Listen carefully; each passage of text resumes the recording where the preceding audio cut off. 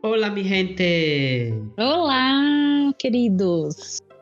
Este é o Desconstrução Literária, o podcast que desconstrói, repensa e faz uma releitura da literatura, mostrando como ela não está tão distante assim das nossas vidas, e sim, na verdade, mais perto do que você imagina. O episódio funciona assim, são 4 blocos, né? E a gente vai ter 4 blocos esse episódio, porque no episódio anterior a gente não teve o Chega Aí, agora a gente vai ter ele de volta. Então são 4 blocos. O primeiro é o que a gente chama de bloco principal. Nesse bloco a gente desenvolve o tema do episódio, que no caso de hoje, o episódio é a evolução da representação feminina na literatura. Como será que a mulher vem sendo tratada desde os primórdios na literatura do Brasil? Será que houve alguma mudança? O que ainda a gente precisa melhorar? Bom, todas essas perguntas serão respondidas no episódio, então se você quer saber, continua com a gente aqui. E esse episódio a gente vai trazer muitas informações, vai ser muito rico porque ele vai ser recheado de muitas coisas importantes, muitos marcos que a gente vai entender nessa mudança de visão da mulher, e a literatura ela foi refletindo isso como a sociedade da época. No segundo bloco, o Tá Tudo Igual, o nome desse bloco, a gente vai traçar um paralelo do assunto abordado no bloco principal com os dias de hoje, né? A gente vai trazer aqui narrativas atuais sobre como a mulher é retratada e como elas escrevem e são ativamente presentes no nosso meio literário. Já o terceiro bloco é o Chega Aí, e nele a gente vai trazer uma participação especial, que é a professora de literatura Daniele Souza, que vai aqui enriquecer ainda mais o nosso bate-papo.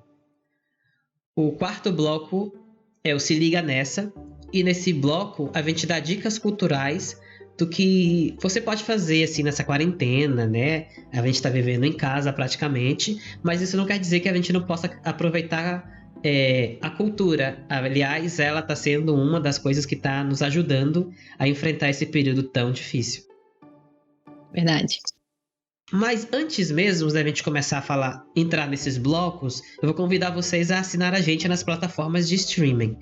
Estamos nas principais plataformas, né? Procura a gente aí. Provavelmente você está ouvindo a gente por uma delas. Então, nessa plataforma que você está acompanhando, vai lá, nem para a reprodução. Continua reproduzindo, mas vai lá, clica em assinar, ou seguir, ou follow. Não sei como é nessa plataforma aí, mas vai lá e segue a gente. Até porque algumas plataformas, elas usam esse dado para sugerir para os outros, né? Quanto mais seguidores a gente tiver, mas ela vai ficar sugerindo a gente para outros usuários. E a gente precisa dessa forcinha no começo, né? Então, ajuda aí a gente. Ajuda nós. Também acessa nosso blog, que é uma ferramenta complementar aqui ao episódio. Lá a gente disponibiliza texto, imagem, link, tudo que a gente mencionar por aqui. O blog é podcastdesconstruçãoliterária.blogspot.com. Também segue a gente nas redes sociais, que é lá o canal que a gente conversa mais rápido com vocês. Então, a gente está no Instagram, @desconstruçãoliterária, sem cedilha, sem tio, sem acento. E com essa mesma Desconstrução Literária, você acha a gente também na nossa página lá no Facebook. E por fim, tem os nossos episódios no YouTube. Então, vai lá no nosso canal, assina ele, ativa o sininho, deixa o seu like, porque a gente posta os episódios na íntegra lá, com uns diazinhos de atraso, mas a gente posta. Então, ou você ouve a gente pela plataforma de streaming ou pelo YouTube. E se você ouve a gente em um desses lugares, eu não entendi ainda, bebê, porque você não tá seguindo a gente. Então, segue aí. Se você achou muito... tá vacilando. Se você achou muita informação, não se preocupe. A gente vai deixar todos os links dos nossos canais de comunicação aqui na descrição do episódio. É isso aí. Então, vamos começar? Bora? Vamos lá.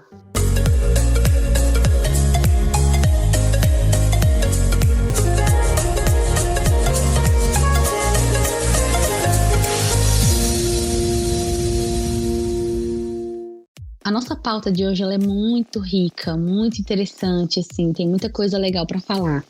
E, independente, assim, de tanta coisa ter acontecido, né? E a sociedade ter passado por tantas etapas de desenvolvimento, né?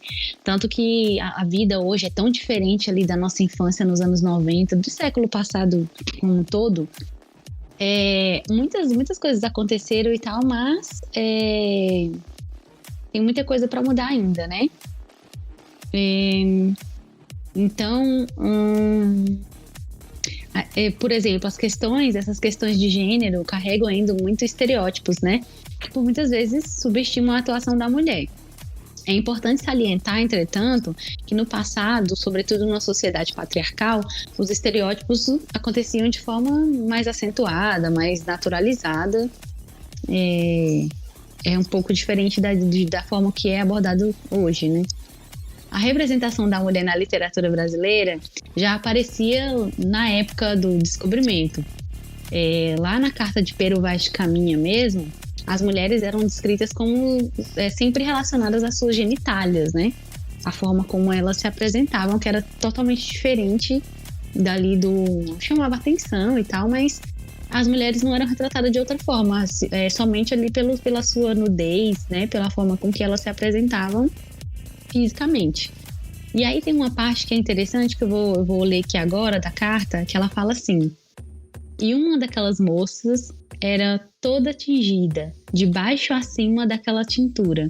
E certo, era tão bem feita e tão redonda, e sua vergonha, que ela não tinha, tão graciosa, que as muitas mulheres da nossa terra, vendo-lhes tais feições, fizeram vergonha por não terem a sua como ela. Tem outra parte interessante também, que ele fala assim: entre todos estes que hoje vieram, não vejo mais que uma mulher moça, a qual esteve sempre à missa, e a quem dera um pano com que se cobrisse. Puseram-lhe ao redor de si, porém, ao assentar, não fazia grande memória de o estender bem para se cobrir.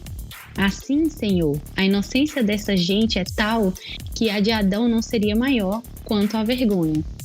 É interessante isso, né? Porque ela não tinha essa malícia aí que eles estão dizendo, né? Que eles traziam, né? De fora. Era normal para ela, era natural viver do jeito que ela vivia. E quando lhe deram um pano, ela o dispôs como achou que deveria dispor, né? Eu acho engraçado isso que você acabou de falar, de que o homem fez uma maldade da Índia, né? E aí jogou nela, tipo, a culpa de que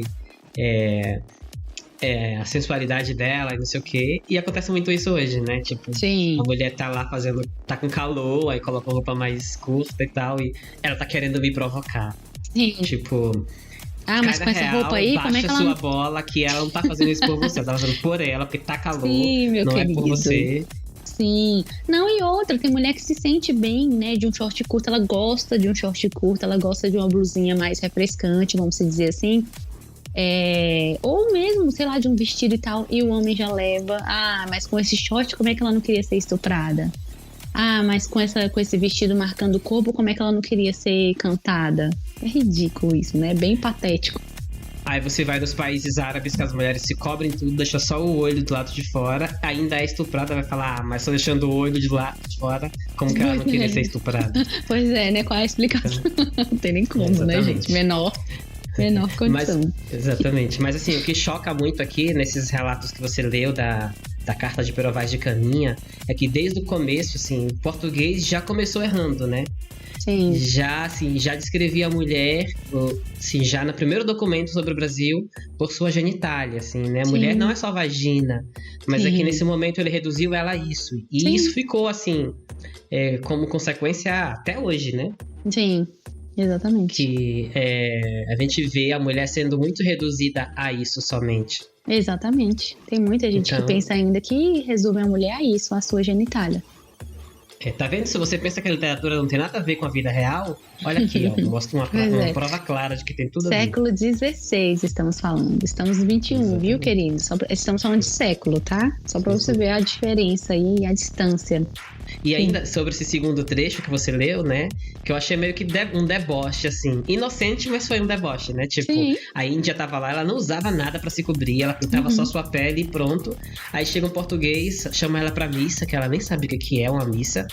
E ela vai lá, comparece e tal, e fala assim, ó, eu vou te dar um pano pra você se cobrir. Começa a cobrir ela. Ela recebe o pano e fala, legal, parece as tintas do meu corpo. E vai lá e coloca sobre os seus ombros. E aí senta de perna aberta. E aí, assim, tipo, debochando do seu plano. Na verdade, assim, porque o pano era bonito, talvez o tecido fosse bonito pra ela, e assim como as tinturas do corpo, então ela falava, bom, vou só me enfeitar aqui, mas as minhas partes, sim, o que tem que ficar de fora vai continuar ficando. Então, assim, mas já é uma tentativa do homem já impor à mulher um padrão de comportamento. Ó, você tem que se vestir assim, dessa forma. Exatamente, é isso mesmo. Muitos fazem isso ainda, né? Ah, mulher que se respeita se veste assim. Mulher que se respeita anda em tal lugar. Então, né? Século XVI, século XXI, a gente não mudou isso. Oh meu Deus, são muitos anos e, nossa... Pra você ver como é que ainda tem gente que fala que o machismo não existe, né? Que hoje não existe. Enfim, né? É outra coisa. Sobre a educação das mulheres, ela também era feita de forma diferente da dos meninos. Que os meninos podiam correr, pular, brincar, fazer o que quisesse, e as meninas não, né? O sistema patriarcal instaurado, já da vinda dos europeus também, né? Pro Brasil, colocou muitas coisas, assim, né? De diferença entre indiferente dos gêneros, né? E também não só de crianças, né? Mas as mulheres também, eles impuseram, né? A forma de vestir, a forma de se comportar. E as mulheres, elas começaram a se vestir como as europeias, né? Como as francesas, por exemplo.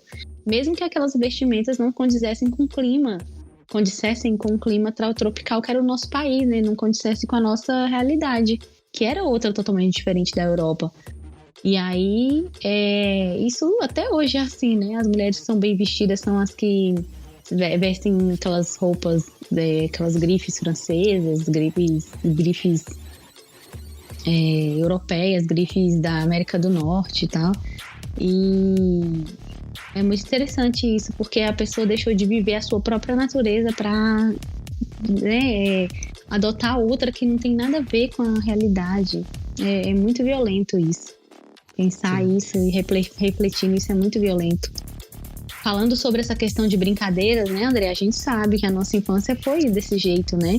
A gente tinha muito isso de... isso é brincadeira de menino, é brincadeira de menina. Nossa, eu gostava muito, eu achava lindo os meninos soltando pipa e tal, e pra mim não era, né? Eu insistia pro meu tio, eu lembro uma vez, eu insisti muito ao meu tio que me levasse pra soltar pipa. Ele, você não pode soltar pipa não, você é menina, e brigava. E tem isso, né? Isso é coisa de menina, isso é brincadeira de menina e tal. E tem uma divisão mesmo. A menina não pode ficar muito brincando de pular e cair e tal, porque cai com a perna aberta, não pode. Nossa, eu vi muito pai já censurando a menina por conta de alguma brincadeira por conta de como ela ficava e tal, que pra eles já é outra coisa, né? Já é uma menina que não vai dar certo, que não é bem criada. É tão violento isso, né? Com criança. Sim, verdade. O quanto a nossa mentalidade doente já quer moldar a criança, do que ela tem que fazer, o que ela não outras, tem. Né? Verdade. As mulheres, elas precisavam aprender só a ser comportadas, bem vestidas, não se envolver em escândalos e coisas afins, né? Porque o único fim da mulher era ser uma esposa e ser mãe. Enquanto os garotos, né, pelo menos nas condições, nos que tinham condições, né, eles iam estudar, eles iam se formar e tal. Antigamente, estudar era coisa de menino, né? E aí ele tinha que ser o prestígio da família, ele tinha que ser um bom partido para o casamento prometido entre os influentes, por exemplo. Então ele tinha que ser bem estudado, ele tinha que ter alguma influência para perpetuar o nome. Inclusive o nome era perpetuado através de homens, né? E mulheres precisavam apenas ser prendadas, como é o nome que usam até hoje. Exatamente. Ai, que prendada. Não tem muito que prendado, né? Geralmente quando é uma piada, né? Mas nunca tem muito, assim. Pois é, Verdade. não. E aí as pessoas usam muito aquela brincadeira, né? Ah, você cozinha bem, já pode casar. Uf. Sim. Mas você acha que hoje ainda existe ah, coisas que são para mulher fazer e para homem fazer? Ou seja, ainda isso persiste? Tem alguma área que as mulheres, por consequência disso, não conseguem entrar e ter um bom desempenho? Sim, tem. Pior que tem, assim, eu já vi mulher fazendo de tudo mesmo, tá? As mulheres estão arrasando. Então, a mulher já faz parte da luta, que era uma coisa que era totalmente, né, masculina. A questão de dirigir, até o meu tempo de criança, dirigir era coisa de homem, né? E hoje em dia não, né? Graças a Deus isso aí é uma coisa que eu acho que a gente tem levado bem. Mas tem muita coisa ainda que a mulher ainda é vista, mal vista, na verdade, né? Uma das áreas é a música. A mulher na música, ela é vista como a pianista, como a cantora, como a backing vocal e tal. Tem até um estigma com os negros também, né? Negro é back vocal, negro tem o vozeirão, tarará, essa mesma coisa aí. E a mulher, ela é assim. Agora, quando a mulher é guitarrista, quando a mulher é baterista, quando ela é baixista, por exemplo, eu conheço uma menina baixista sensacional. Os meninos, nossa, mas você toca baixo? Tipo, eles devem se perguntar, o que aconteceu? Você não aprendeu, não conseguiu aprender piano? Não conseguiu aprender o violão? Porque a Paula Fernandes, ela toca violão. Então, tipo assim, é bonita a mulher tocando violão. Por que você foi que tocar guitarra? Então, isso aí é ódio reprimido, é desse jeito. Sério? Super, super. Então, mulher, ela tem os lugares certos na música. E quando elas estão nos lugares errados, aí eles, nossa, como assim você toca bateria? Você gosta desde criança, não sei o que, eles ainda é uma coisa estranha. Eu curto muito rock, né? É o ritmo que eu mais escuto e tal. E é verdade isso que você tá falando, assim, quando tem uma banda que é liderada por uma mulher, ou ela manda muito bem no instrumento, ou uma banda só de mulheres às vezes, é meio que, ela manda muito bem, mas tipo, é mulher. Elas mandam muito bem, mas é mulher. Tem até, tipo assim, para dar um exemplo mais conhecido para vocês, a própria Pitty, né? Ela, nos anos 90, ali no final dos anos 90, ela montou uma banda só de mulheres, né? Que era o X, que é Elas em inglês. E era uma banda só de mulher e, tipo, ela penava muito, né? Pra poder conseguir visibilidade e tal, porque era uma banda só de mulher. Depois ela tocou bateria, depois ela foi cantar e tal. Enfim, ela teve sempre essa... quis provar muito mais que ela... se provar muito mais que ela era boa, porque ela era mulher, né? Até que de tanto provar que ela foi boa, acabou rolando esse convite pra ela gravar o disco solo e nacional e tal. Mas se ela fosse homem, talvez os caminhos delas teriam sido muito mais fáceis, né? Exatamente. O engraçado é isso, é que a diferença do caminho é esse. Que as pessoas falam, a mulher também conseguiu isso, mas vai saber o caminho que ela teve que fazer para conseguir isso, né? Aí o caminho é muito mais longo e muito mais árduo. A gente vê aí pela Anitta, né? A Anitta é uma pessoa que conseguiu, é uma artista que conseguiu coisas magníficas, assim, pro Brasil. Visibilidade, assim, né, do mundo artístico pro Brasil. Mas as pessoas falam pra ela assim, ela deu pra não sei quantas pessoas pra conseguir isso. Porque numa rádio disseram que ela... Velho, é sempre assim. A mulher é vista assim, mas ela conseguiu estar lá porque ela deu pra alguém. É dessa forma. Como se mulher automaticamente não tivesse talento, né? Exatamente, eles precisam justificar de alguma outra forma, a não ser o próprio esforço da pessoa, o trabalho da pessoa, para poder, da mulher, na verdade, né, que é o que a gente está levantando, sobre aquilo que ela consegue. Então é sempre nesse viés aí. Bom, na literatura, ativamente falando, não havia escritoras, né? Eram apenas homens escrevendo mulheres que geralmente eram pálidas, magras. Elas começaram a tomar aulas de literatura, piano, canto, mas era apenas para passar o tempo. Essa é a verdade, não era para conquistar, não era para ser mais interessante nem nada do tipo, era só para suportar a solidão das grandes ausências dos maridos ou por estarem enclausuradas pelos pais, porque as meninas de boa índole, né, vamos dizer assim, eram as meninas que eram vigiadas pelos pais, né, que estavam sempre ali debaixo das asas dos pais e dali elas só saíam para as asas do marido. E aí elas faziam isso para poder suportar essas ausências do marido, que geralmente estavam fora estudando ou envolvidos em negócios, essas coisas. E as mulheres elas só eram vistas nas ruas, por exemplo, aos olhos dos pais, né, junto aos pais, ou em coisas relacionadas à igreja. Porque ali também na época os padres tinham esse intuito, né, de ficar de olho nas meninas solteiras e tal, ali em nome dos pais, né, da menina. Então o pai confiava que ela fosse à igreja, porque aí o padre passava a ser o tutor dela, né? Uhum. Devia ser muito difícil esse tempo, meu Deus do céu, ainda bem que eu não era dessa época. Bom, e aí nessa época, né, a gente tem que citar Gregório de Matos, que a gente já falou dele lá no episódio 1, sobre crushes e amores e conquistas. Mas aí a gente vai trazer aqui uma outra face de Gregório, né? Que ele é um escritor muito versátil.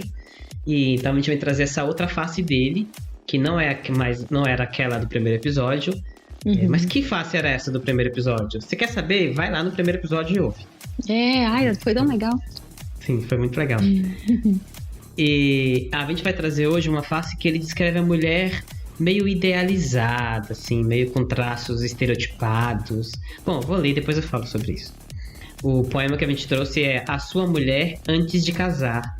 E a gente vai ler só uma estrofe dele que diz assim: Discreta e formosíssima Maria, enquanto estamos vendo a qualquer hora, em tuas faces a rosada aurora, em teus olhos e boca o sol e o dia. Nossa, que tédio. Eu não queria ser descrita assim de jeito nenhum. Que frieza. É verdade, uma coisa de tuas faces rosadas, você é discreta, é formosíssima. Você lembra quando saiu na internet aquele negócio que a mulher tem que ser bela, recatada e do lar? Nossa. Eu lembrei disso agora. Sim, é o mesmo tédio. Parece que a pessoa tá olhando para um quadro, né? Exatamente. Não tem uma mulher de carne e osso ali, de jeito nenhum. É um quadro que a pessoa tá olhando. Que isso, gente? A mulher tem muitas nuances, a mulher. Muito mais rica do que isso aí, do que um quadro estático, né? Interessante, André, voltando a falar sobre as ausências, é que as grandes escritoras do nosso século, na verdade, têm em suas biografias casos de divórcio. Eu lembro da Clarice, por exemplo, é um caso que aconteceu muitas vezes, que elas ficavam ali, resistiam a essas longas e tediosas ausências dos companheiros, né? A omissão da presença do esposo, e aí elas acabavam encontrando ou na própria companhia ou na escrita, né, ali consigo mesma, ela encontrava uma melhor companhia do que aquela de ficar esperando sempre alguém que nunca ia vir, né, nunca ia estar presente e tal. Somente lá no século XVIII que o amor passa a ter outra notoriedade, né, nos relacionamentos amorosos. Isso muda um pouco a vida da mulher, que agora é raptada das mãos dos pais, né? Para viver paixões proibidas, por exemplo. Que a mulher, ela geralmente, quando ela nascia, que o pai já sabia que ela era menina, né? Além da aflição, que é isso, né? Era o nome certo. Ele já via alguém para prometer ela, né? Para que ela levasse o nome da família, para que ela fosse uma mulher prendada, uma mulher bem vista. E aí, ela não levava uma vida muito diferente da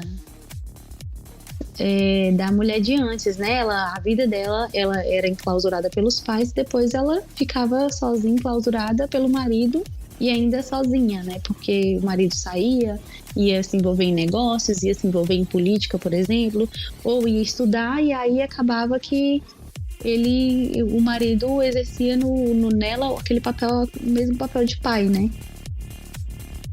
E aí ele exercia esse papel perante o sexo frágil, que era assim, foi chamado assim, nós éramos chamados assim até então, até pouco tempo. A gente era chamado assim, isso tá caindo, graças a Deus. Nessa época, inclusive, houve um crescimento de casos de mulheres raptadas, provavelmente moças prometidas, né, como eu havia dito antes, inspiradas pela literatura que registravam essa história de amores proibidos, né? Imagina, uma menina que era prometida para alguém, para uma outra família, ou muitas vezes por primos, né? Para primos, que era para continuar o nome da família, né? Para continuar a riqueza da família, por exemplo.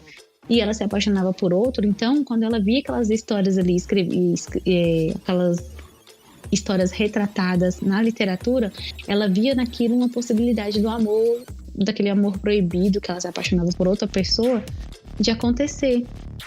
Então, depois desses registros, aumentou muito, teve um crescimento alto de mulheres raptadas, né?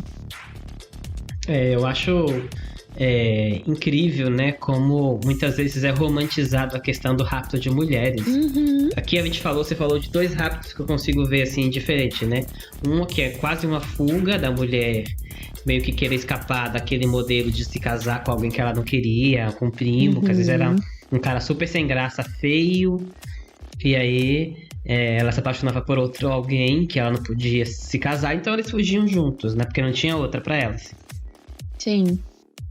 E tem o rapto mesmo, que é o homem, por ele gostar da mulher, achar ela virgem e pura. Então ele ia lá, se colocava no direito de ir lá e raptar ela, que é um sequestro, na verdade, isso, né?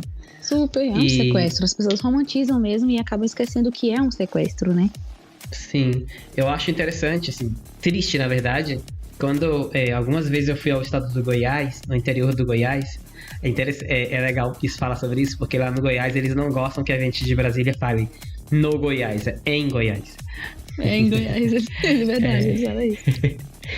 Então quando eu ia a Goiás, pronto, nem um nem outro. Quando eu ia a Goiás... Inclusive dizem que isso não existe, tá? Não existe a Goiás, mas enfim, vamos ser democráticos. Sim. Bom, vou colocar no Goiás, porque eu cresci em Brasília, então, gente, desculpa se você é goiano, né? E não gosta, mas enfim, foi a minha criação. Então quando eu ia no Goiás, interior do Goiás, eu via muitas pessoas falando de porque meu avô casou com uma índia e laçou ela e pegou ela no mato e não sei o que, então eu tenho esse sangue indígena quase como orgulho. Mas eu ficava pensando, caramba, não é um animal que você laça ele e pega pra você.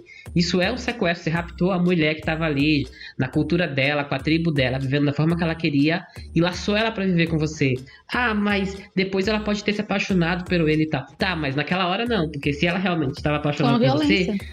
Foi uma violência, não precisava laçar ela. Era só conversar e ela vinha, mas se ela precisou ser laçada porque ela não queria. Sim. Então, assim, isso faz a gente pensar um pouco sobre isso, né? Como uma mulher, nesse negócio de miscigenação que a gente acha tão bonito, tão democracia racial do Brasil, como se, na verdade, muitas mulheres foram raptadas, foram estupradas, foram forçadas a fazer isso. E é uma temática que, inclusive, às vezes a literatura romantiza, né? Como a gente está aqui para desconstruir a própria literatura, a gente tem que falar quando também uma coisa que ela traz não foi muito boa, assim. Contribuiu para essa visão de que a mulher, tá bom que a mulher seja levada de um lado para o outro sem ela quiser.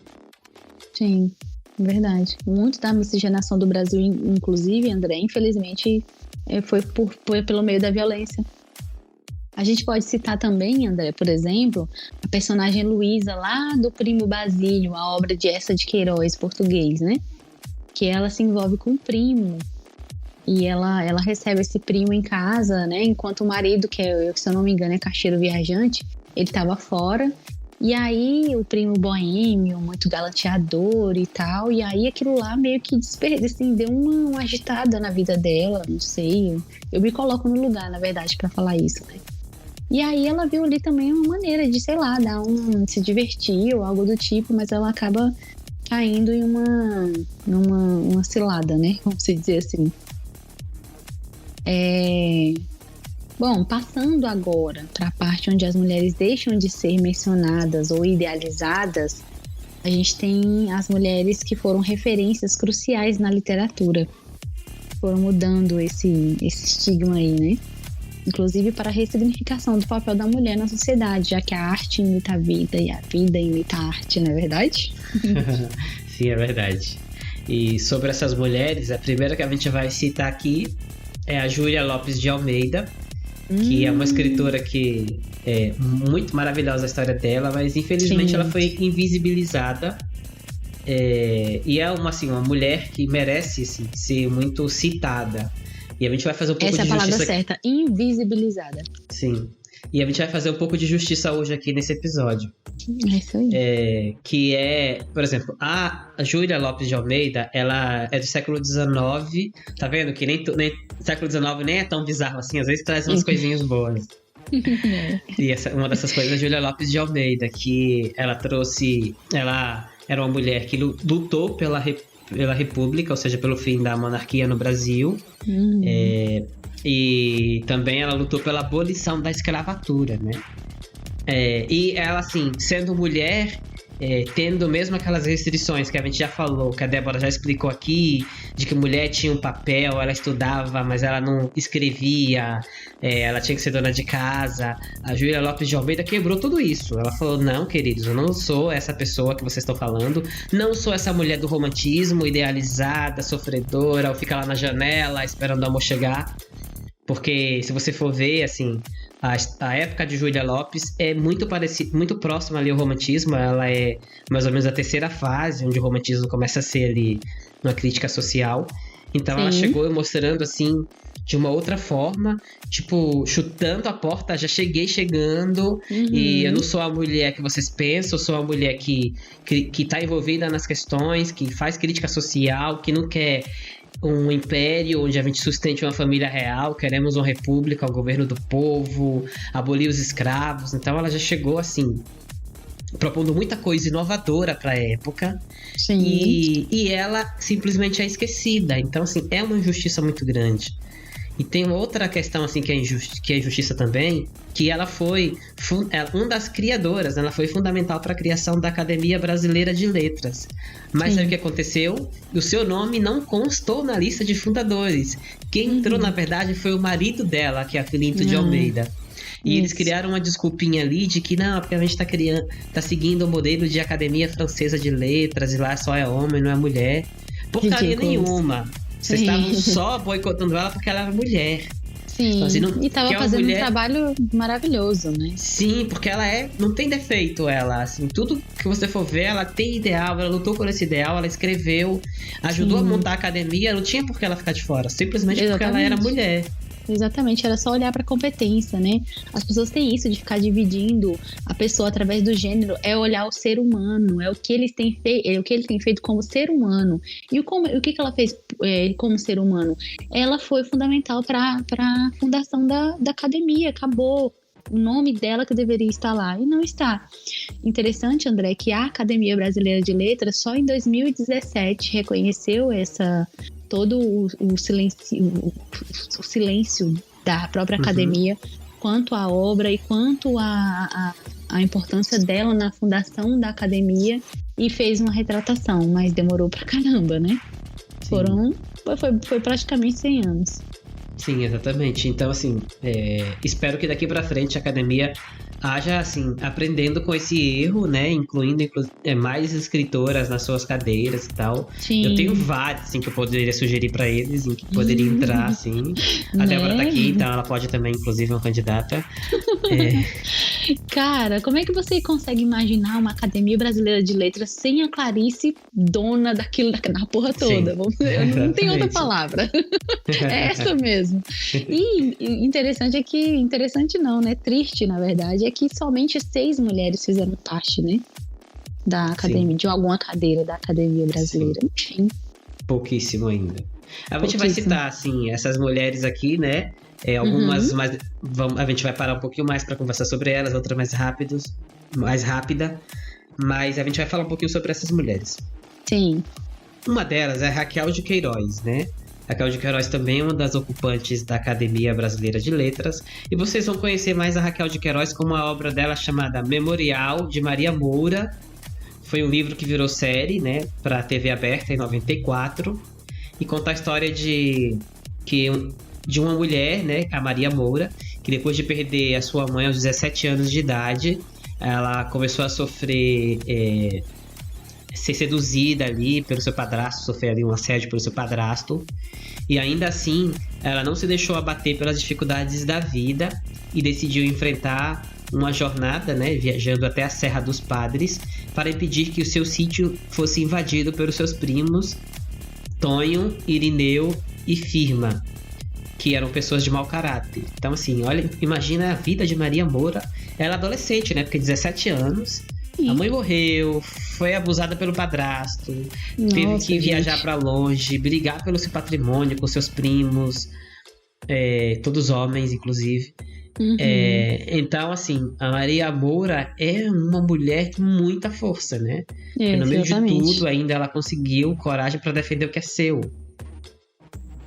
É verdade. Inclusive, André, infelizmente, essa realidade da Maria Moura não foi à toa que ela virou uma série também, né, na TV aberta, justamente porque a vida dela, essa história dela se assemelha muito a muitas mulheres, ao que muitas mulheres já viveu na vida. É interessante, isso já foi veiculado muito na mídia, mas é muito interessante a gente trazer isso aqui também no podcast. As pessoas não imaginam que todas as mulheres, todas, não tem exceção, todas as mulheres elas já sofreu algum tipo de abuso, seja um abuso físico, seja um abuso moral, qualquer tipo de abuso. Se você senta com uma amiga, um irmão, uma mãe e pergunta: quando você foi abusada pela primeira vez? Ela vai te contar que todas as mulheres já foram abusadas. Então,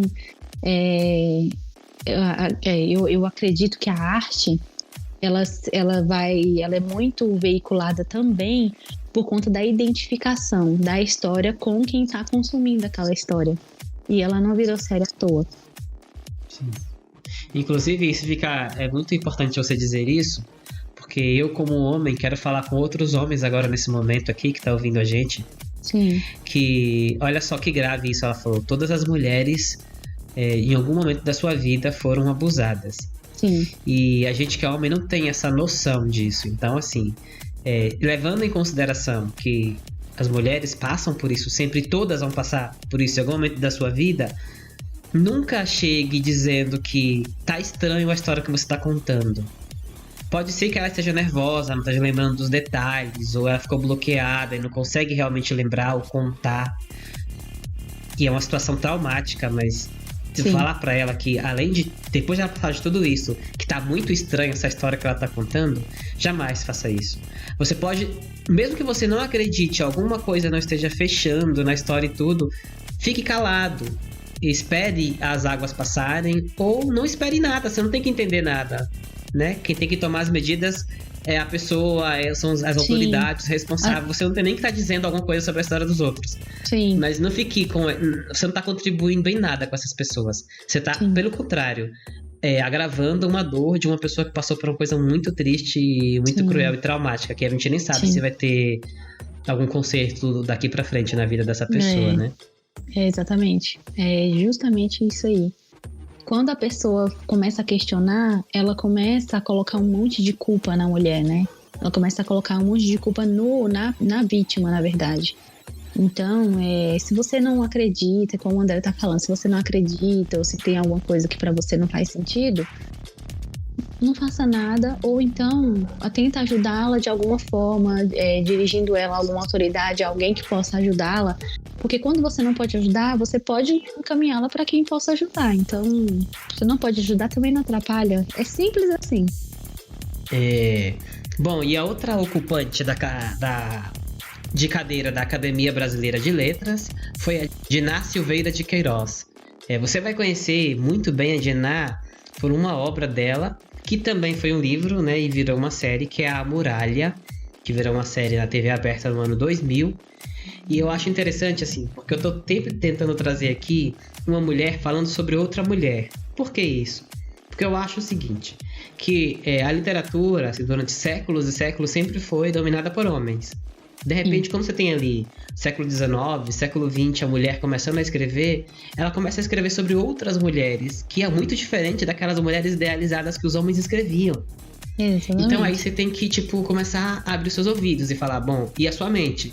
Se essa mulher tá falando de outras mulheres de uma forma diferente, talvez ela quer dar voz a essa mulher que existe na realidade, mas que nunca foi retratada. Sim. Ou até mesmo dar vazão a uma voz que tá dentro dela e saiu de alguma forma, talvez, nessas suas obras literárias. Sim, é isso mesmo. Então, aqui é uma grande oportunidade pra gente ouvir, refletir e tentar entender uma coisa mais profunda. Então, por isso que eu tô pegando essas mulheres e trazendo elas falando sobre outras mulheres. Uhum. E aqui no caso da Diná Silveira de Queiroz, eu vou trazer nessa obra A Muralha uma personagem chamada Isabel. Que Isabel... Bom, A Muralha acontece a história ali na época da colônia portuguesa que o Brasil era, os portugueses chegando e desbravando o Brasil, explorando os índios e tal. E a Isabel era uma mulher mestiça, né, de branco com índios e tal. E ela não aceitava aquele modelo de comportamento trazido por Portugal, pelos europeus, baseado na França, como a Débora falou já no começo do episódio. E Isabel não queria saber, ela era uma mulher independente. Se ela queria comer, ela ia lá na selva e caçava seu animal. Ela gostava do primo dela, ela ia lá e conquistava ele.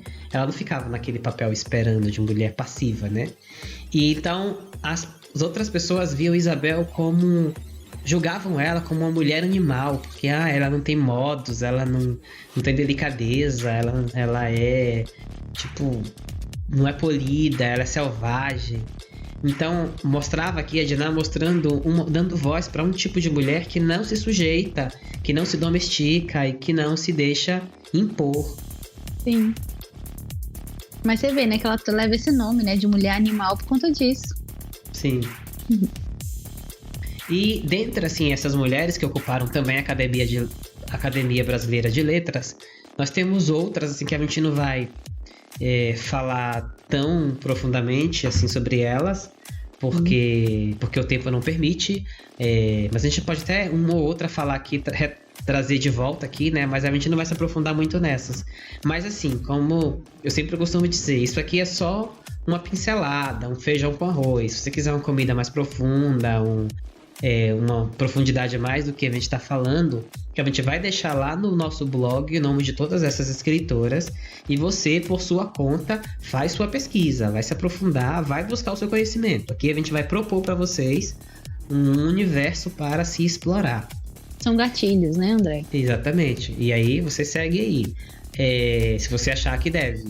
E se você pesquisar e achar coisa interessante, volta aqui nas redes sociais e comenta com a gente, que a gente quer saber. Ai, fala, eu quero saber aí dos seus estudos, da sua visão, o que seria interessante a gente ter colocado aqui, o que é interessante, pertinente para você, que esse tema te lembre da literatura, vai ser muito importante. Vem falar com a gente. Isso. Dentre essas mulheres que participaram, que foram donas em algum momento de alguma cadeira da Academia Brasileira de Letras, a gente tem a Lígia Fagundes, que eu vou falar um pouquinho dela agora. Tem a Nélida Pinhon, tem a Ana Maria Machado e a Cleonice Berardinelli. Bom, a quarta ocupante de uma dessas cadeiras da academia é a Lígia Fagundes Telles, né? E ela escreveu romances consagrados como Ciranda de Pedra, lá em 54. E essa obra teve uma versão em novela também. E ela também fez uma adaptação à personagem Capitu. E essa adaptação foi premiada como o melhor roteiro cinematográfico da época, né? Em 76, durante a ditadura militar, ela integrou uma comissão de escritores que foi a Brasília entregar ao Ministério da Justiça o famoso Manifesto dos Mils, que ele foi veementemente uma declaração contra a censura e que foi assinada pelos mais os representantes intelectuais do Brasil à época, né? A consagração definitiva da Lígia veio com o Prêmio Camões, em 2005, que é a distinção maior em língua portuguesa pelo conjunto da obra, né? Inclusive, André, a gente falou sobre a personagem Capitu e é muito interessante a gente falar sobre ela porque a obra se chama Dom Casmurro, né? Vamos falar um pouquinho aqui disso. A obra se chama Dom Casmurro. Ela é toda narrada por esse Dom, que é um cara chato e que Casmurro, né? Significa ranzinza, já, né? E ele vem retratando, né? Ele falando ali sobre o comportamento dela e meio que dando a certeza de que ela traiu ele. E essa obra, ela a trama, ela é toda voltada a se ela traiu ou não, sempre, né? Essa é uma discussão que sempre vai ter e é um dos trabalhos mais assim, feitos tanto na parte do direito como na parte das letras, né? É sempre discutido. É engraçado que ele tem toda uma trama, né? Ele fala sobre várias coisas da vida dele, amigos, e sobre os dilemas dele, vários problemas que ele tem, mas o que as pessoas sempre comentam, sempre julgam e sempre traz à tona é a traição dela ou não. Eu acho interessante isso, porque coloca a mulher no lado pejorativo e pronto, né? Tudo da vida do Bentinho se resume à traição de Capitu. Eu acho isso bem, bem interessante levantar aqui, porque muitas coisas acontecem também hoje em dia dessa forma, né? A mulher é colocada nesse papel pejorativo aí e a vida do homem e tudo que... Cara, eu acredito que ela não traiu, mas se ela tivesse traído, eu achava bem feito. Que cara chato, que cara sem graça. Que cara assim, nossa, um café com leite, um pão sem sal, sei lá. Meu Jesus amado, se ela tivesse traído, eu falava bem feito, você não tem nada de interessante. Mas enfim, Mereceu. Né? Mereceu, é tipo isso, pediu. Nossa, o cara passa o livro inteiro se lamuriando da vida e já não fazia nada, né? Porque ele era bem sucedido já, senhor de escravos, né? Nossa, ele tinha uma vida muito ociosa, muito sem graça mesmo. E aí, o que é interessante na vida dele é isso, é se o filho dele é dele ou é do melhor amigo. Enfim. Não mudou muito até hoje, né? Assim. Não muda. Então, se a mulher pisa um pouquinho fora ali, pode ser, seja por qualquer coisa, seja por ser uma mulher mais audaciosa, uma mulher, sei lá, mais fora desse ideal plantado aí a trama toda é ali do lado, né, em cima dela. E a culpa de todos a vida dele acaba sendo ela, né? Você falou de duas coisas aí, né? Capitu e audácia. E aí, com esses ganchos que você deu, eu vou levar para a próxima escritora, que é Ana Maria Machado. E também ocupante de uma das cadeiras da academia. Ela tem uma obra que eu achei muito interessante, chamada A Audácia dessa Mulher, que conta a história de uma Capitu moderna, na verdade. É uma mulher ali na virada do século XX para o XXI, final dos anos 90, início dos anos 2000. E ela precisa escrever alguma coisa nova, produzir algum conteúdo novo. Ela trabalha com jornalismo e tal. E ela descobre um diário. E um diário de uma menina que se passou ali no final do século XIX. E ela começa a ler e se inspira com essa história. E depois ela descobre que, na verdade, essa menina era a Capitu. E isso tem um grande paralelo na vida dela, porque ela também está passando por um problema de relação.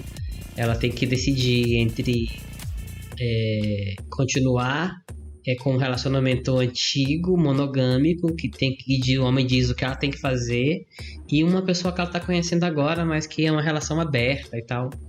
Então o livro inteiro vai mostrando ela, como ela olha para esse diário e constrói sua própria vida, e realidade com ficção, presente com passado, e ela vai mostrando ali quem ela é e deixando claros os limites. Então, assim, é um livro muito interessante, que traz também, assim, ou seja, a história de Capitu não morreu lá atrás, assim. Ela continua hoje, ela tem novas narrativas, ela ganha, assim, uma atualização de acordo com as que a gente está vivendo hoje em dia, mas continua ali, né? Captou a mulher que é forte, é audaz e gera esse diferente ponto de vista, né? Sim. Mas assim, mais mesmo, a gente nem sabe se realmente ela é dúbia ou se o machismo faz a gente ver ela de duas formas, com duplo sentido. Inclusive, André, é interessante trazer essa outra visão de Capitu, porque a visão que a gente conhece dela é através de Bentinho, né? Então, que é essa outra falar, forma né? aí, suspeito, super suspeitíssimo, porque nada na vida dele prestava, né? Então, é meio suspeito, tudo nele é suspeito, não tem como acreditar em tudo. Então, essa outra visão aí pode ser uma visão possível, né, dela. Sim. Engraçado a gente falar isso, André, porque essa semana eu li uma história de uma mulher lá na década de 30, uma brasileira. Ela morava em Campinas, chamada Maria Jandira. Ela era uma prostituta lá dessa época. E hoje em dia, o túmulo dela é visitado por várias mulheres atrás de proteção e milagre para o casamento. E essa mulher, Maria, ela era lá do interior de São Paulo, né? E ela trabalhava em um bordel. E aí, um desses encontros no prostíbulo, ela conheceu um homem e ela se apaixonou por ele, ele ficou louco por ela. E o amor foi recíproco. E ele prometeu casamento para ela, só que aí a família dele não queria que eles se casassem. E aí não permitiu que essa união fosse possível, falava que ela era a mulher da vida e tal, e acabou proibindo o relacionamento. E aí a Maria Jandira, ela ficou desolada, entrou numa profunda depressão. E aí ela comprou um vestido de noiva e ateou fogo no próprio corpo com a peça de roupa. Nossa. E aí as amigas da Maria fizeram questão de realizar um lindo velório para ela, e ela foi enterrada no cemitério da Saudade, que era onde ela vivia. E aí pouco tempo depois, algumas mulheres que trabalhavam em bordéis começavam a visitar a lápide da Maria pedindo por proteção. E a fama dos feitos realizados por ela, né, se espalhou, e algumas esposas também resolveram pedir a Maria Jandira ajuda com seus casamentos e tal. E a tradição é ainda maior em dia de finados. O túmulo dela se enche de flores de pessoas em oração, acreditando que ela pode fazer alguma coisa por elas. Eu achei muito interessante essa história. Nossa, também achei muito bonita. E que eu não conhecia. Triste pois e bonita, na verdade. Triste, muito triste, né? E muito perto disso, né? De que a gente tá falando da mulher, né? Muito interessante. Isso que eu não conhecia, brasileira. Lá na década de 30, mais ou menos essas épocas aí, ó, da luta da Júlia, né? Quando começou a luta da Clarice também, foi muito interessante você levantar essa questão aí da mulher dando voz à mulher, né? Porque foi só assim que foi possível a mulher ter voz e as pessoas conhecerem a vida da mulher e saber do que ela podia trazer para a literatura. Porque para o homem, a mulher não tinha nada de interessante que podia ser retratado. Sim. E aí foi através das mulheres que a mulher começou a ter voz. Falando da Clarice agora, né? Eu não poderia nunca deixar de falar sobre essa gênia. E a voz da mulher foi possível muito por ela. A gente deve muito a ela. E ela disse em uma das suas últimas entrevistas que ela nunca se assumiu escritora. Olha que coisa. Se ela não é escritora, quem é, né? Como você já disse. Ela não se achava uma profissional por escrever apenas quando ela queria, né? Ela não tinha esse compromisso como um escritor profissional. E isso ela fazia questão de não ter de não se intitular assim, porque ela queria manter a liberdade dela, né? Ela também cita momentos hiatos, que é uma palavra que tá muito na moda hoje, né? As pessoas usam essa palavra como ela usou lá nessa entrevista para falar sobre momentos ali de sozinha, em depressão, isolada, que é um momento que elas são singulares, onde ela escreve momentos muitas vezes insuportáveis, segundo ela. E aí, mas logo ela lança algo novo. E isso é uma espécie de tentativa de não enlouquecer. Interessante que nessa mesma entrevista, André, aliás, é sensacional. Não deixem de vê-la, é muito interessante essa entrevista. É só colocar Clarice Lispector entrevista e ela é sensacional, muito, muito legal. E aí ela diz que quando ela fala com o adulto é diferente de quando ela fala com a criança, porque a criança ela é solta na fantasia, né? Ela é doce e tal, ingênua. E aí quando ela tá falando com o adulto, ela tá falando com um secreto dela mesma. Então é mais difícil, né? O diálogo é mais difícil. Ela fala também que é muito maternal, então esse lado maternal dela facilita com que ela fale com crianças. E o adulto tem essa coisa, né? Dela falar com o profundo dela. E sempre quando a gente acessa o nosso profundo é mais dolorido mesmo. E aí ela já emenda com a frase de que o adulto é triste e solitário, né?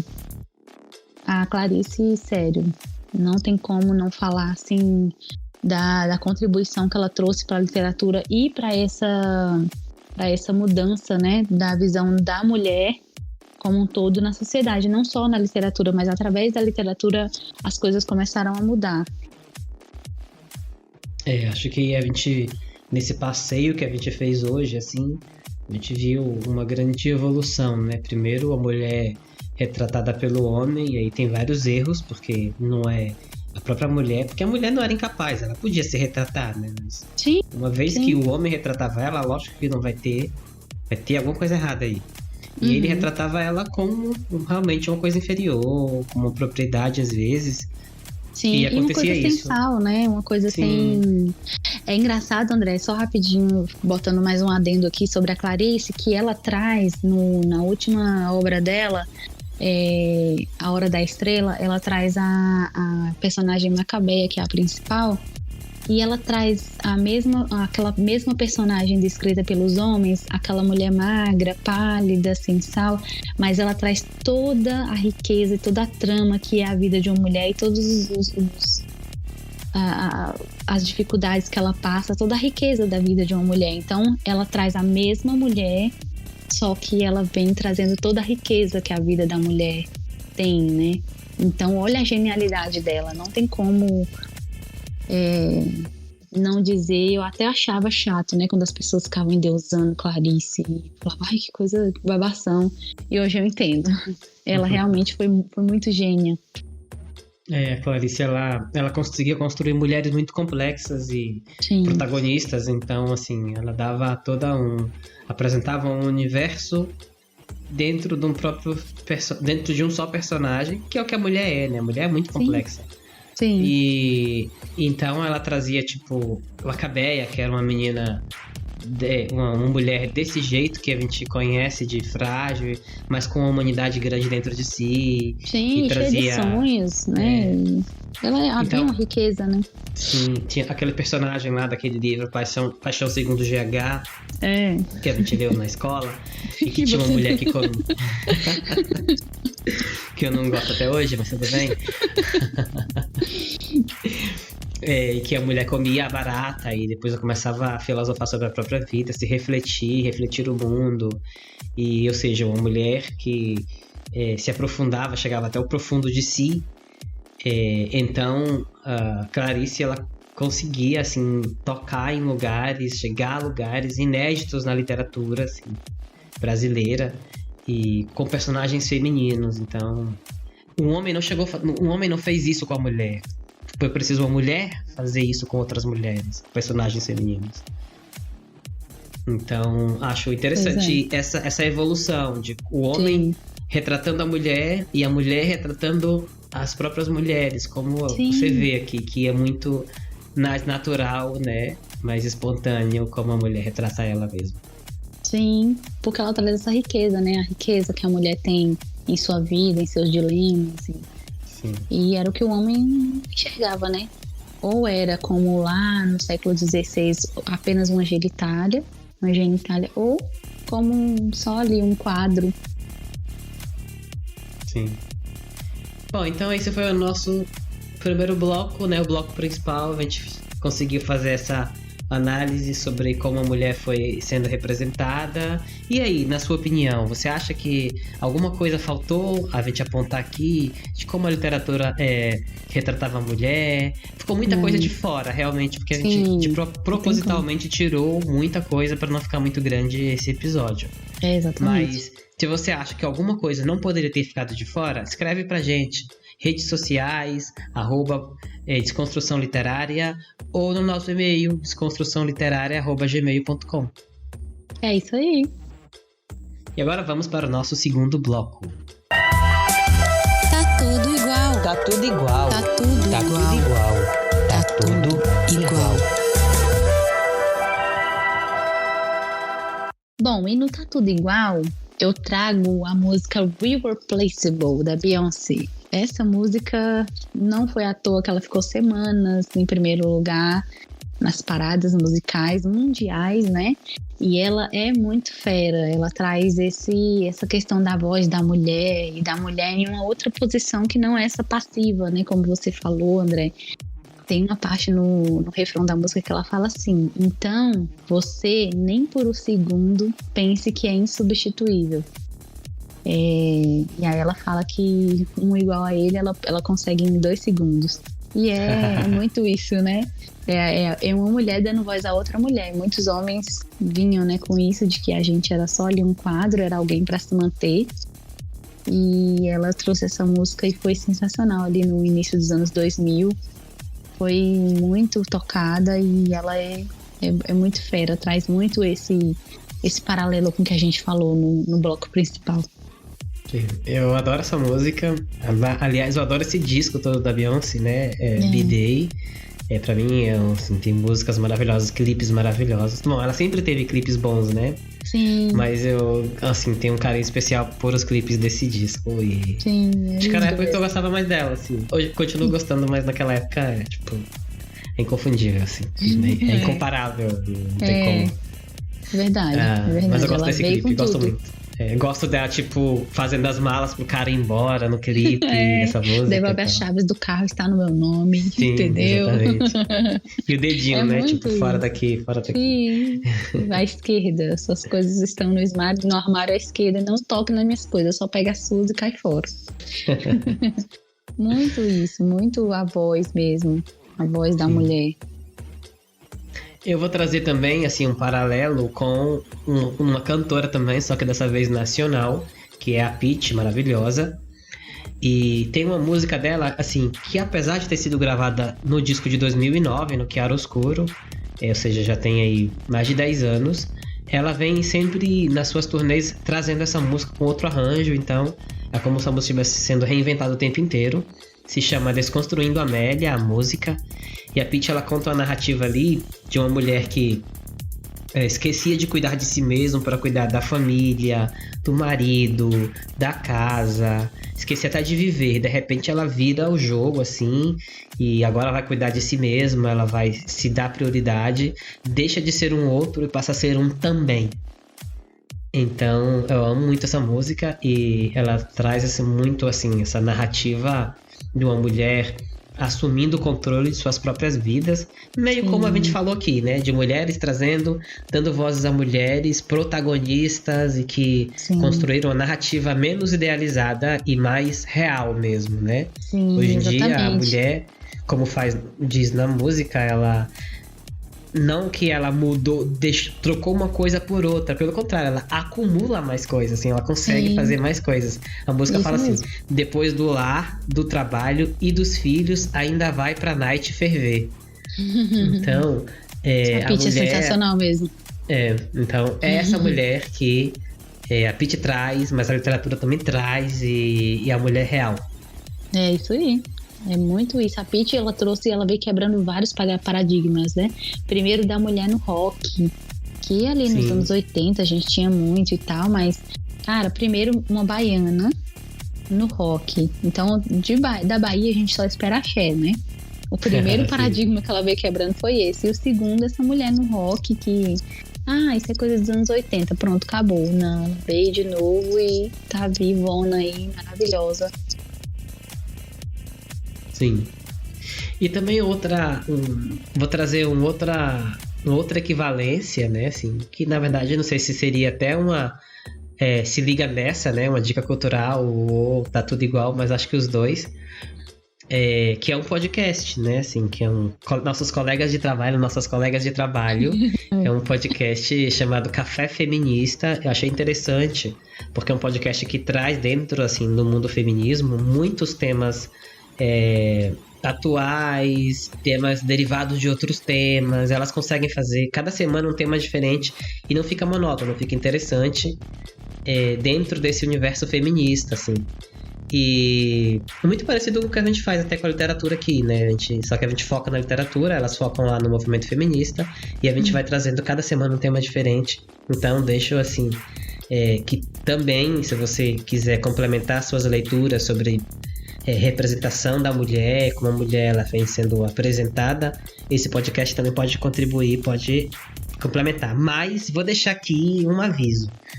Ouve primeiro o nosso podcast, depois você ouve o Café Feminista. É complementar, viu, gente? Sim. Prioridades. Exatamente, prioridade somos nós. Assim. Se você tiver tempo para ouvir os dois, primeiro o nosso, depois o dela. Se você não tiver tempo, ouve só o nosso. Então. É isso aí. E esse foi o nosso Tá Tudo Igual. Vamos para o nosso terceiro bloco. Chega aí. Chega aí. Chega aí. Chega aí. Bom, e a nossa participação especial dessa semana é a professora de literatura Daniele Souza. Ela vai trazer um pouquinho ali do que ela acha interessante e acha legal falar sobre todo esse tema que a gente abordou. Olá, pessoal que está ouvindo esse podcast. Eu agradeço muito o convite da Débora e do André para estar aqui com vocês. Não sei se na noite, no dia, mas o nosso assunto é maravilhoso, do qual sou muito fã. Sou Daniele, professora de literatura, e eu tenho escutado aqui o podcast e amado os episódios. Parabéns para vocês. Para vocês dois, que vocês estão arrasando. E aí, sobre mulher e literatura, um tema que me é muito caro, inclusive. Desde muito pequena eu gosto de ler e tal, e sempre gostei muito dessa disciplina na escola. E o que mais me inquietou, na primeira vez que eu escutei falar de mulheres e literatura, foi um livro do Gustave Flaubert, chamado Madame Bovary, em que Gustave Flaubert descreve uma mulher burguesa, Emma Bovary, cujo marido Charles era um médico, vivia fora de casa e deixava a Emma muito sozinha. Não satisfeita com sua vida burguesa, com esse tédio que é essa tristeza, né, dessa vida cheia de vazios, sem o marido, sem objetivo, né, porque o objetivo da mulher na época era apenas casar, posar para a sociedade, ter filhos. Então a Emma se mergulha num terrível tédio e começa a ter um caso. Emma Bovary é o primeiro caso de traição registrado na literatura, traição feminina, né? Uma relação extraconjugal. Então, sem dúvidas, foi a personagem que mais me chamou a atenção, mas ela continua sendo retratada por homens. E essa é uma grande questão da literatura. Boa parte da literatura sempre foi retratada por homens. Então, essas representações foram mudando com o passar do tempo. Ter uma mulher subversiva nesse sentido, na figura de uma mulher adúltera, que foi a Emma Bovary, que foi a Ana Karenina, do Tolstói, que foi a Luísa, do Primo Basílio, que a Débora muito bem citou, e tantas outras mulheres, né, enigmáticas, como a Capitu, ou a Madalena, do São Bernardo, lá do Graciliano Ramos. São tantas mulheres e representadas à sua maneira, de acordo com as épocas. As épocas vão passando, as mulheres vão mudando sua representação, mas continuam sendo retratadas por homens. Então a grande virada da literatura, nesse sentido da mulher falar sobre os próprios questionamentos, sobre ela mesma, aparece com a Júlia Lopes de Almeida, uma narrativa muito sensível, no pré-modernismo brasileiro, uma escritora que por muito tempo ficou desconhecida, e ela produz um material muito interessante, uma literatura muito, muito leve, né? A Júlia Lopes de Almeida, que também escreveu livros infantis. Tudo isso para provar que quem detém o bastão, quem detém o poder da narrativa pode representar a gente, e aí eu falo como mulher, da forma que eles bem entendem. E isso acaba influenciando e sendo influenciado nessa relação dialética o comportamento das pessoas. Então, quando nós, mulheres, nos empoderamos da escrita, das nossas vivências, aí sim é que tem a grande virada. E eu quero ver um episódio de vocês falando de mulheres escrevendo literatura. Se eu puder recomendar um livro, aliás, mulheres escrevendo literatura já temos aqui hoje, né? Temos Júlia Lopes de Almeida, temos a Clarice Lispector. Mas eu queria pensar nessa virada. Lígia Fagundes Telles, que é uma escritora incrível, queria pensar nessa virada. Quando que foi essa grande virada dessa mulher escrevendo? A minha estimativa é Júlia Lopes de Almeida, mas acho que ainda teve outras mulheres que representaram isso antes. Escritoras apócrifas, né, que foram silenciadas pelos cânones, pela Academia Brasileira de Letras, né, que colocou o marido da Júlia Lopes de Almeida, o Filinto, que era um escritor bem medíocre, colocou no lugar da Júlia, uma tristeza. E só para finalizar minha fala, queria recomendar um filme, para vocês, que é o filme Colette. Colette, que era uma escritora, adorava escrever, o grande prazer da vida da Colette era escrever, e ela tinha um marido que era também muito artístico, muito criativo. Então os dois viviam um casamento, e a Colette que escrevia para ele só assinava as obras. E no decorrer da obra, no decorrer do filme, se revela, né, o quanto que isso foi se tornando um fardo para Colette. Um filme incrível, recomendo muito. Durante muito tempo, mulheres escreveram para os homens assinarem, especialmente nos tempos mais antigos. Existe até uma lenda de que Shakespeare foi uma mulher. Olha só que quebra de paradigma, já pensaram? E, enfim, gente, que seja essa a minha pequena contribuição para esse espaço tão grandioso que eu quero que cresça ainda mais. E outra coisa também que eu quero recomendar também é uma matéria na internet, na revista Cult, produzida pela professora Regina Dal Castanho, da UNB, que é intitulada O que é e sobre o que escreve o autor brasileiro. E aí vocês vão ver, na literatura contemporânea, a gente não está falando mais de escolas literárias do ensino médio, na contemporânea, quão pequena é a quantidade de mulheres escrevendo. É de chocar. Por isso, a dica final: empoderemos os nossos bastões, mulheres, para a gente escrever sobre nós mesmas. Beijos e abraços para todos os ouvintes e sucesso ao podcast. Vida longa de novo. Beijo. Se liga nessa. Se liga nessa. Se liga nessa. Se liga nessa. Bom, e no Se Liga Nessa, eu vou trazer falando sobre a Lígia Telles de novo, né? Que ela tem um livro maravilhoso chamado As Meninas. E é um livro que é muito interessante ler, porque ele foi escrito em 73, mas ele tá muito atual ainda. Eu acho muito interessante você tá tendo tempo aí nessa pandemia, graças a Deus, assim, o home office que hoje tá sendo uma realidade nas nossas vidas, né? Tá tirando muito aquele tempo que a gente perdia no transporte público, que a gente perdia, né? Pra ir, no caso, pra ir trabalhar e tal. Amém, Senhor. Amém, porque, nossa, é sério, trânsito é atraso de vida, principalmente quando a gente tá dirigindo, porque aí não pode fazer nada. No ônibus dá até, né, pra ouvir ali uma música, pra ler um livro e tal. Ouvir a gente. Eu ouvi podcasts, desconstrução literária. Sim. Mas agora que muitas pessoas estão fazendo home office, né, sobra mais tempo pra leitura, pra ouvir, né? Ouvir a gente, como a gente estava falando aqui agora. E uma dessas leituras que eu quero trazer, que é muito interessante, é desse livro da Lígia, As Meninas. Ele é um livro que é muito corajoso, né? Ele foi escrito na época da ditadura militar e retrata a história de 3 jovens universitárias, né? A Lígia, novamente, trazendo essa questão da voz da mulher na história, né? Na vivência. E aí, essas universitárias, ela vivem num pensionato de freiras em São Paulo.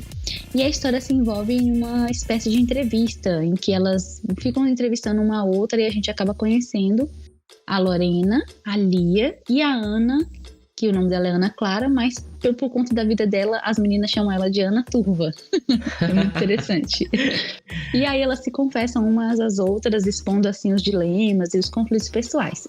E aí é interessante a trama desse livro, porque seja qual for o gênero, a pessoa vai se identificar, quem tá lendo vai se identificar com os problemas cotidianos que são muito parecidos com o que a gente vive hoje, como drogas, relacionamentos amorosos, abusos sofridos, morte de entes queridos e, claro, né, por que não, repressão política que eles estavam vivendo naquela época. Dentre tantos outros temas compartilhados antes por meninas, mas por seres humanos, né?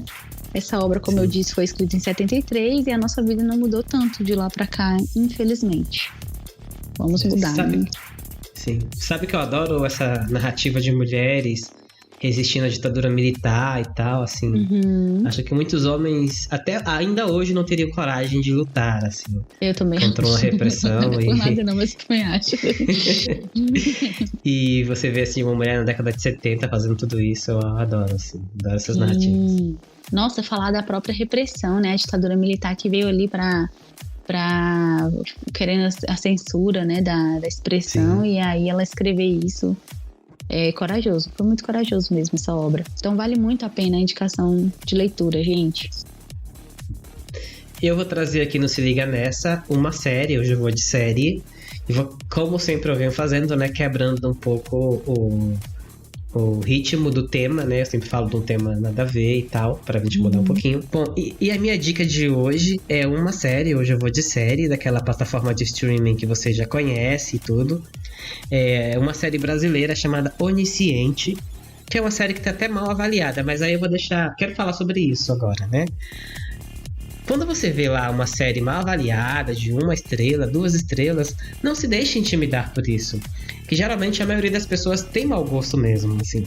Então, se você, às vezes, deixar de ver essa série, porque a maioria das pessoas não gostaram, você pode estar perdendo uma coisa muito boa. Algumas semanas atrás, eu falei de uma série Boca a Boca aqui, que também tinha 1 ou 2 estrelas. E a série era muito boa, assim. E essa que eu assisti Onisciente também, eu fui com pouca estrela e era muito boa. Aí eu fiquei pensando, talvez as pessoas não entenderam a metáfora ou não entenderam a história, eu tava fora de uma estética que elas estavam acostumadas. Então, assim, se tem uma estética e as pessoas só gostam daquela estética e a série não segue, que as pessoas que são realmente limitadas. Então, tá aí, é pra você parar de ficar só assistindo séries com avaliação... Bem avaliadas, né? Com bem avaliadas. E essa série, assim, as 2 séries, elas têm narrativas interessantes. Essa série Onisciente, ela conta um pouco a história de uma São Paulo que é hiper vigiada por drones que parecem mosquinhas, assim, do tamanho de uma mosca. Então, tudo que você faz na sua vida tá sendo vigiado. Fica dentro de um sistema que é controlado pelo governo. Então, diminui muito a criminalidade, porque todo mundo vai ser pego se fizer alguma coisa de errado e tal. Mas também mostra como as pessoas começam a se comportar diante das câmeras, né? Como muda o comportamento delas, agora que elas sabem que estão sendo vigiadas. E a questão também da corrupção, né? Porque quem é que vê essas imagens? O que ele vai fazer com isso? Será que é totalmente confiável esse sistema? Então, assim... Não vou contar mais nada, porque eu não quero dar spoiler. Aliás, quero trazer uma palavra nova, que não é spoiler, de um amigo meu que me trouxe esse conceito. E eu quero divulgar com vocês aqui, quero compartilhar com vocês, que é a palavra... Ele não gosta de palavras de estrangeiras, né? Então ele geralmente cria uma palavra que é da nossa língua, misturada com outra, e aí cria uma palavra nova. E para spoiler, ele usa divulgastar. Então, assim, ele não fala, não vou dar spoiler, não vou divulgastar a série aqui pra vocês. Então, eu vou usar esse conceito dele também. Não vou divulgastar a série Onisciente, mais do que eu já divulgastei. Mas tem muito mais coisas assim que eu não falei e vocês podem ver. E vejam mesmo que a série é muito boa. Interessante, a trama é interessante, o enredo é interessante. Sim. Bom, e com isso a gente termina o nosso episódio número 5, né? A evolução da representação feminina na literatura. achei muito gostoso esse programa. Ai, foi muito bom. Rápido, assim, e é um tema que ainda ficou, assim, muita coisa por explorar, porque o universo feminino é muito grande. Sim. Assim como é muito complexo, assim como as personagens de Clarice. E a gente vai ter muito pra falar aqui. Se você, dentro desse universo, sentir falta de alguma coisa, ou tem uma preferência, eu gostaria que vocês falassem sobre isso dentro do universo feminino na literatura, manda mensagem. A gente também gostaria de fazer um episódio com sugestão de vocês, né, Débora? Mesmo. Então, escreve aí pra gente que a gente vai... Quem sabe o próximo episódio pode ser um pedido seu. Sim, é isso mesmo. A gente tá querendo saber aí o que você tá pensando, o que te inspirou também, né? Muitas vezes quando a gente escuta, a gente se inspira. Então, conversa com a gente, vamos trocar essa ideia aí e fechar essa roda de amigos. Exatamente. Então, até a próxima. Espero você aqui novamente junto com a gente. Tchau, tchau. Beijo.